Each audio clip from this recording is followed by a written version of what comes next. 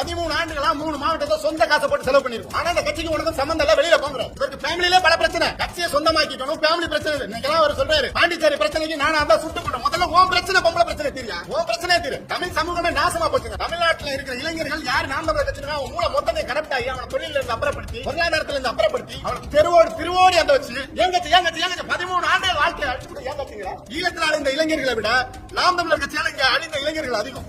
ஒரு மாவட்ட செயலாளர் கேட்காம கீழே இருக்கவனை கூப்பிட்டு கூட்ட போடுறேன். என்ன திமிரு தெரியுமா? எல்லாம் சின்ன பயில நம்ம என்ன பண்ணி கொடுங்க, நம்ம வாய் இருக்கு, எப்படி வேணாலும் வட சுட்டு விடலாம் அப்படிங்கிற திமிரு. பணம் வசூலிக்கிறதே தான் புரியா இருக்கு. சின்னத்தை கூட பாதுகாக்க முடியும். 2021 மே மாசம் தேர்தல் ரிசல்ட் வருது.